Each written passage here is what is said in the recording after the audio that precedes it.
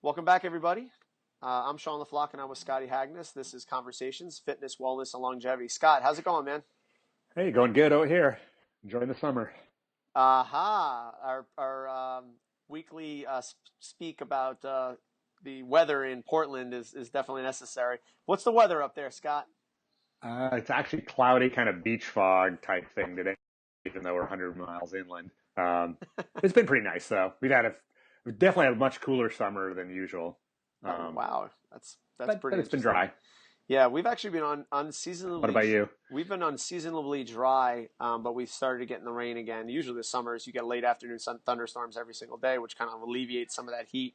But it's been god dong hot out here, hot and humid, mid 90s every day, or low 90s every day with high humidity, and it's just been hot. So we've been getting a little bit more rain recently, so it's kind of easier in the afternoon. But overall, it's Florida summers. Yeah, brutal. So, so yeah, I just went out to the CrossFit Games out in Carson, California, and I thought I'd kind of share some of my experience at my first CrossFit Games as a coach. I had never obviously been there as an athlete. I've been to the regionals twice as an individual. Never made it out to Carson yet. So I actually coached a master's athlete in the 45 to 49-year-old division. They take the top 20 after an online qualifier. They do a 40 to 44, 45 to 49, 50 to 54, 55 to 59, and then a 60 plus. And they also have a teen division, and they do those Tuesday, Wednesday, and Thursday. They have two workouts the first day, two workouts the second day, one workout the third day, but a possible last workout if you qualify, making top 10. So I thought I'd touch on that a little bit. And I know you've been Yeah, to the games a few times, and you've seen the evolution of the games because I know you've been there the first games probably, right, Scott? I didn't actually get to the first games. You were at the No, second games, though. I was at '09. Oh nine. Okay, so that was, I think it Yeah, started in oh yeah, and 07, then then it was, '09. yeah. Yeah, yeah. I wanted to go those first couple of years, but it was just so busy around here. It was tough to break away, even though it isn't that far from Portland, you know. Yeah, yeah. Aromas, how far is the drive from Aromas? It's got to be what, like 5 hours? From here? Yeah, less? Oh no, oh geez, probably 12, 13 hours at least. Yeah, I thought it was going to be hot. I Yeah, thought, well, yeah, because it's you got to drive all the way down San Francisco Bay Area, and then Romas is actually a little ways down south of that. yeah, Pretty remote about an hour actually. away from San Jose or something like that, right? Yeah, I remember we flew into San Jose when I went in '09, the last year that it was there, and I Yep. remember it was a bit of a drive out to it. hmm So, Yeah, so but I got in on Monday. We had an athlete. There was an athlete meeting on Sunday. So just think, these are masters athletes, not getting paid for this. They didn't get any kind of qualifying money, so they're going out on their own dime. Some of them have some maybe small sponsorships that give them some gear and maybe some supplements, but that's it. So yeah, they get out there and they have to be in an athlete meeting on Sunday. So means they have to at the very least fly in on Sunday morning. Then they have the athlete briefing on Sunday. They have another meeting on Monday that I missed because I flew in on Monday night. Then they start on Tuesday where they have to be there at 7:30 a.m. for an athlete briefing in terms of the first two workouts. So that's pretty incredible for people to kind of put their lives on hold just to do a voluntary sport that's not getting them any income. So that yeah. was my first observation of that. So It's expensive, yeah. Well, a good friend of mine, Adam Knifer, owns CrossFit Fort Vancouver, and yep. they've one of the two teams that have been in the games every single year, and every year to finance being there that week and all the people on the team's a huge expense. So I Yeah. mean, they're not making anything really from that either. Yeah, absolutely. And just imagine a lot of these people are coaches themselves that probably work on hourly wages and they're probably having to pick up and kind of take vacation. There really is no vacation time. It's them not making money for that week. So you got, Sunday, Monday, Tuesday, Wednesday, Thursday, and then you're probably flying back on Friday, I would say. So it's a 7-day endeavor for the athletes. So just to be a coach and only be there for 5 days, I can imagine how rough it would be for a full 7 days of like having to not be able to generate any income, not being able to, and then on top of not generating income, but also paying for hotels or Airbnbs, paying for rental cars, food, all that kind of stuff out there. It's a pricey vacation to just get beat down for like 3 days. Yeah, gotta love it. I know. So just that was one of the first things that kind of popped into my head. The next was the quality of athletes, not only in the masters but also the teen division. So the teens have been coming up over the last 2 years, and I got an opportunity because they go at the same time. The 14 and 15 group, and then the 16 and 17-year-old group. The guys and the gals, unbelievable ability to move the bar, unbelievable. You have kids who are doing the squat clean. I believe that the kids at the 16 and 17 who won the squat clean ladder, or not a ladder, just a max squat clean in, I think it was 5 minutes. They could build to a max clean after Five. doing a Metcon. They hit 325. That's unbelievable. Yeah. I know. I was watching some of that, and I was like, wow. Unbelievable. Amazing. After Yeah. doing a Metcon. So, on that side of the spectrum, I'm like, holy moly, the potential for some of these athletes is immense. But on the opposite side of the spectrum, I also see some of the, younger athletes and the female athletes who don't have the capacity to, say, do a strict ring dip, who can't do, basic body control awareness stuff, who are doing these high velocity dynamic movements. And I question what their long-term viability in the sport is going to be if they don't actually address that. So, I mean, Yeah. in your experience, have you got to work with novice athletes or younger athletes, Scott, where you get to kind of sink your teeth in a little bit? Yes and no.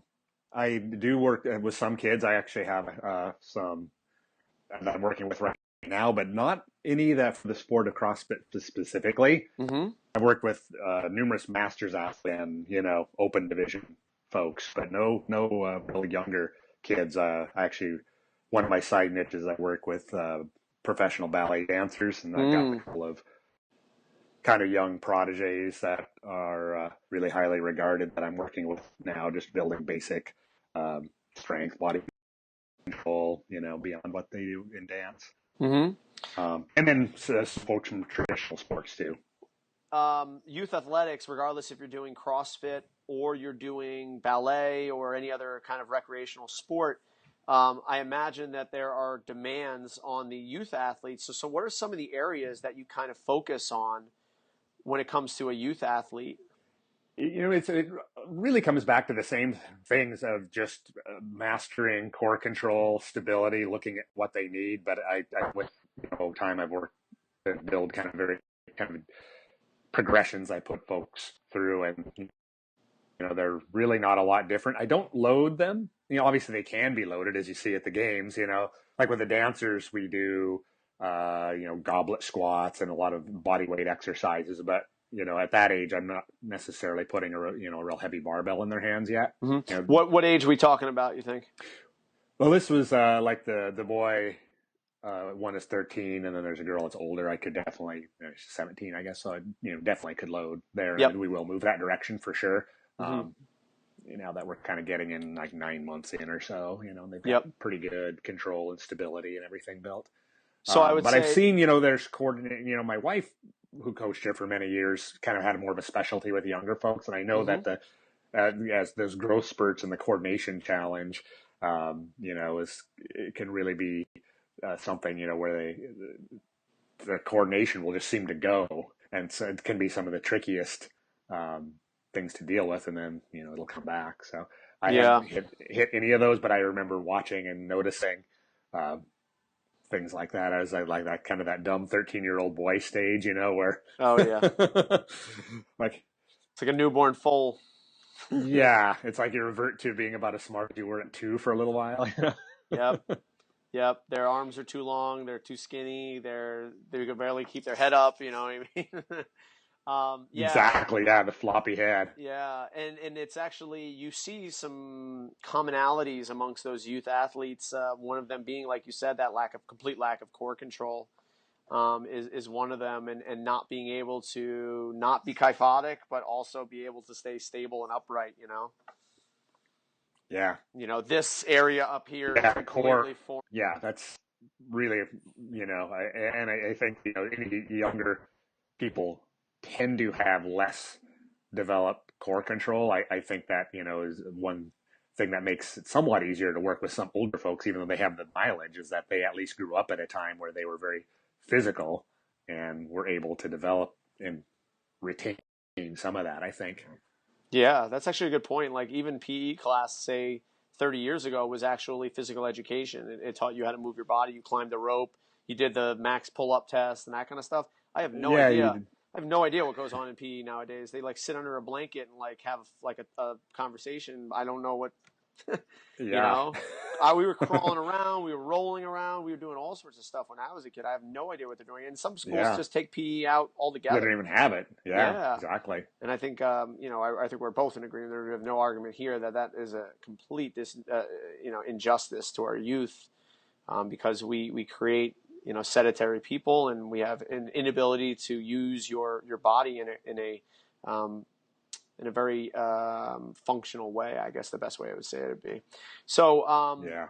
I think we've kind of hit the nail on the head with some of the youth stuff. So yeah, I was very impressed with, going full circle in terms of the games. I was very impressed with some of the way Mm-hmm. they moved and how quickly they're able to acclimate to these skills.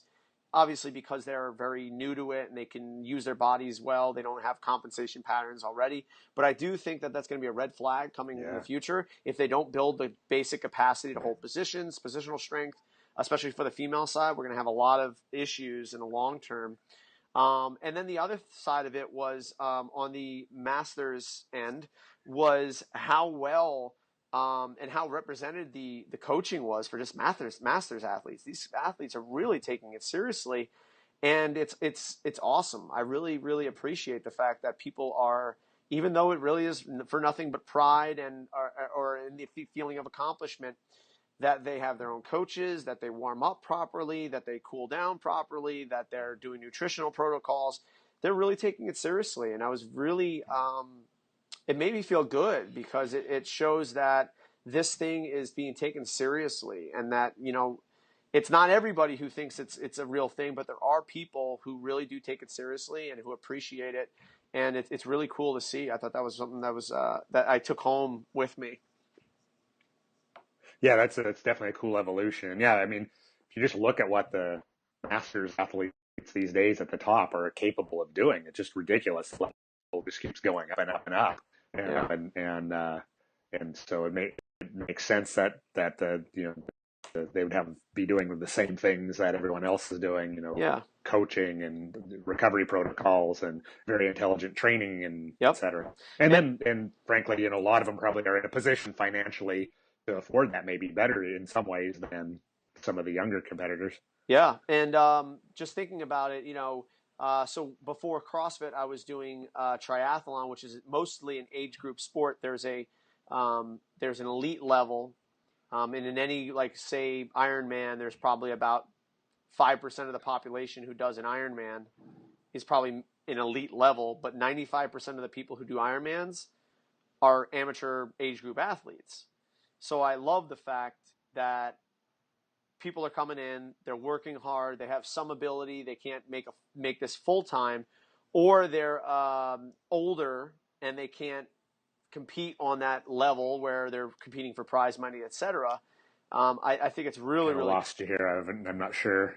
no worries. So one of the things, Scott, I took home also was the fact that, it compares to other age group sports like triathlon and like, long distance running, 5K, 10K marathons, where like about 5% of the competitive population is elite, and then the rest of it is age group. And I think it's really, really cool that they're starting to incorporate and honor that, from that 40 to all the way up to, 60 age group. And they're also doing it on the teens to build up the number of athletes that will be able to come to the pro level eventually. One of the things that I heard from a few people was that they were going to be going into a 35 to 39 age group next year. And I think that would be an awesome decision for them, because it's getting to the point where the high end, I mean, Josh Bridges was the oldest athlete at 33 years old for the men. I mean, that gives a huge gap to what the ability for them to be able to be competitive kind of is. So, like, if you get to 35 years old, you have a whole path to go on for the rest of your life if you really wanted to. Oh, I was just asking if you had heard anything about them leaving StubHub Center for next season, possibly, or anything about that. Well, one of the things that they're LA in general is going to be doing is they're bringing in the LA Rams, the professional football team. So Yeah. they believe that the price is going to go up in terms of what they can get there. And there's been a lot of cities bidding. I know Jacksonville was one of them. I can't recall any of the others off the top of my head, just Oh, because okay. Jacksonville stuck out for me because it was in my area. Yeah. But I would love to see it into some other areas, just because it's tough for a lot of people. I mean, just imagine if you're from Europe. Like, that is a big Oh, yeah. difference. We were talking about the the Holy cost there, but yeah, I can smokes. imagine the folks that have come over. But yeah, definitely. I think it should maybe move around the country a little bit just to be Yeah. fair. Yeah. Oh, 100%. If not even the country, maybe even the world. I mean, make it like Yeah. the Olympics or the World Cup. They change continents, and I would love to see it in the Pacific Northwest. Number one, and one of the things you got to think about in terms of the games in general is that it's got to be near a body of water, so you can get the open water swim in if you need You to. got to get some swimming in. Yeah. There has to be some kind of ability to run, and Mhm. I think one of the other spots actually was up in Boston, was the other one I heard. Yeah, And that it could can't be. be, it can't melt either. So you can rule out. I said there's no way they'll ever do Jacksonville because that people would die. You Oh, know, right. Yeah. oh my God, imagine, or they'd have to move the games to a different time of the year. But I love the way when it is, and I mean, I would love to see it somewhere else though. I think that would be really cool. Yeah. Yeah. That'll Yeah. be interesting. Anyway, yeah. So cool. Yeah, it's something to definitely look into, and see what they would do about that. But I know that there's going to be a lot of cities that are very willing to bring that in because it's a huge revenue stream for cities in general with the amount of people Yeah. that are coming. I mean, you're filling up the soccer stadium at the StubHub Center, so you're looking at probably 40-50,000 people who are kind of attending on a daily basis there. So Yeah. It would be interesting to find like kind of a similar venue where they have the big soccer stadium, but then they have like the tennis stadium, for some of those events, or maybe they'll just do it all in one big one, yep, depending. But yep. yeah. So before we go today, Scott, I had one other question that was actually on my mind, and I figured because it's on my mind, it might be on the minds of some people who listen here and watch us, maybe the two or three people that will be here. So I've had issues in the past, and I'm actually currently having some issues with some 3 a.m., 4 a.m. wake ups in the middle of the night. I'll get to bed at the 10, maybe 10:30 time. I'll eat dinner probably at like 8:30. I'll have a mixed meal of some carbs, some protein, that kind of stuff. For instance, last night I had like some baked chicken with some like some white rice or something like that. Some plenty of water, and get to bed at an appropriate time. Fall asleep in about 10 to 15 minutes. Not the exhaustion sleep, but slowly fall asleep. And then about 3 a.m. I'll wake up, and it will be kind of like this groggy, headachy kind of feeling, and then I'll kind of try to get back to sleep with a little bit of water or just munch on a little something, and it's just nothing. Have you experienced this in yourself? Have you experienced in your clients? And what are some of the considerations that you have when it comes to something like this? Yeah. Yes, I definitely have experienced it. And I've definitely, lots of folks have had it. And generally, I actually see it now. I do all this various monitoring methods, but one of the most reliable thing where I know I've overextended myself or I'm starting to toe that line is when my sleep quality starts to degrade and I would start to wake up. For me personally, it will be waking up a little later than that, but well in advance of having a full night's sleep, and for no apparent reason, I'm just kind of awake in the morning, and I end up getting up earlier. But then like kind of like stage two is that exact 2 or 3 wake up, and then I might have trouble getting back to sleep after that. And that's, I mean, the most reasonable explanation is generally that your liver glycogen wasn't really refilled, and you've released cortisol or more likely adrenaline to bring up a low blood sugar level. Uh, and I'm pretty sure that coincides with a testosterone to cortisol ratio starting to shift. As far as things to try to do about that, that's where I tend to almost immediately adjust my training a little bit if I, unless I'm trying to overreach for a little bit. Yep. And, uh, but nutritionally, experimenting with more fruit sugars before bed. Sometimes if starches are the only carb, those aren't going to really refill the liver glycogen in the same way, and so I Mm-hmm. shift more into that sort of thing before bed to try to stabilize that. My personal favorite is just some sort of salted fruit. Melons this time of year are awesome, but orange juice is a standby or kind of a staple that I use for that, and then just tinkering with it a bit and seeing. But You mentioned so salted fruit. yes, salt. So salt also in kind of the same way to support the metabolic rate and lower stress hormones. One thing I'll do if I'm in this phase and I know it's happening and I'm trying to stay on top of it, I'll leave some salted raisins alongside the bed, Mm. and I find that tends to work a lot better than various things in the past that I've tried. In the past when I was avoiding carbs more, I tried nuts or nut butter. Well, that's not really going to do much for your blood sugar levels, Yep. and Yep. it typically didn't work. But uh, so yeah, some small amount of dense carb and salt does tend to be the most effective thing I've found. Yeah. I was, because I was looking into this, and obviously I'd love to hear your perspective because you've been in this game for a while, and I know if you experienced it yourself. But one of the things that I was looking into was obviously not only the physical aspects of it and the physiological reasons for this wake up, but also some like psychological reasons. And I actually came across kind of like a good kind of overlap is, in Chinese medicine that there's like a time frame of like when certain body processes happen and it coincides with when you actually wake Mm-hmm. up. So the 3 a.m. wake up is more of, like you said, that liver glycogen stuff and the toxins building up in the liver and an inability to actually for the liver to work at rest. So you kind of have to wake up. And I believe the psychological components with it was stress, obviously, but I think regret is one of the things that you do that they associated with and unresolved kind of issues. So like you wake up in the middle of the night and you're just thinking about something that you did that day that you wish you could have done differently, etc. So I'm cleaning up those aspects of it, but I wanted to get your insight in terms of the physiological and how to resolve some of those. Obviously, in talking to you, the training issues, and then also the support through food and supplementation. Yeah, yeah, that definitely coincides with the Eastern perspective of the different waking times and what you experience there as well. Yeah. Interesting on the associated emotions. That's new to me, but totally makes some sense for sure. Yeah, I mean, when you wake up in the middle of the night, sometimes you're like, "Oh, I'm ravenous," and you have something to eat, and then you lay down, and you're like, "I really have something to think about right now."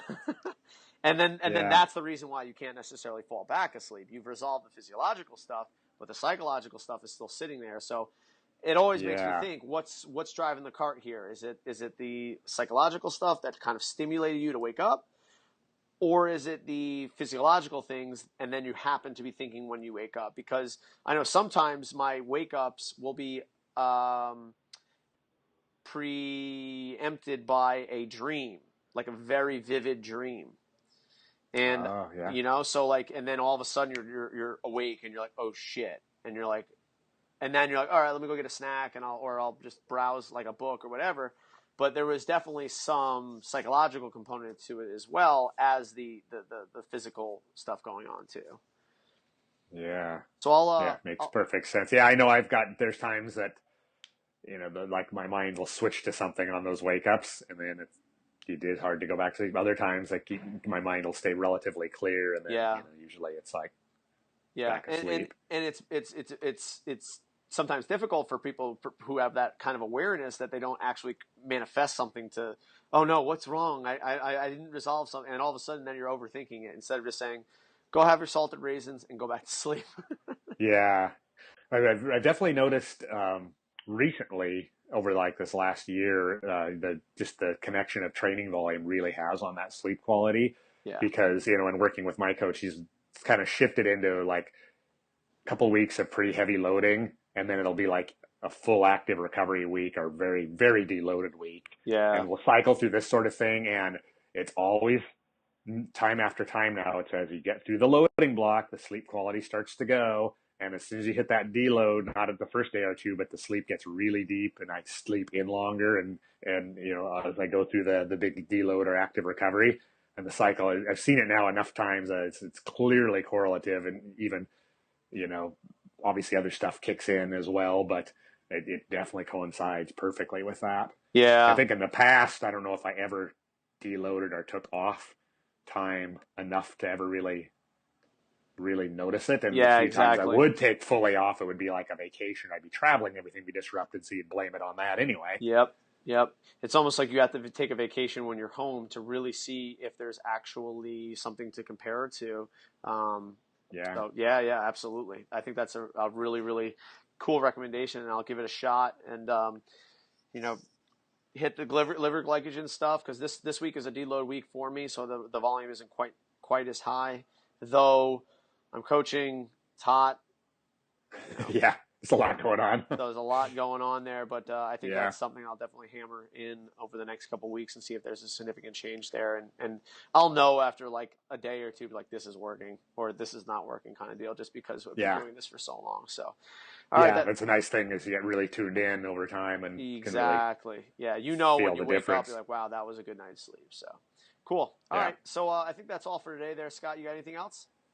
Oh, no, I think that'll do it. All right, perfect. We got So I'm Sean LaFlock. You can find me at Sean LaFlock, Sean at CrossFitDelrabeach.com. Scott? Scott at CrossFitPortland.com. Perfect. Okay, cool. So we'll talk next week, Scott. Will do. All right, All guys. right, Sean. Take care.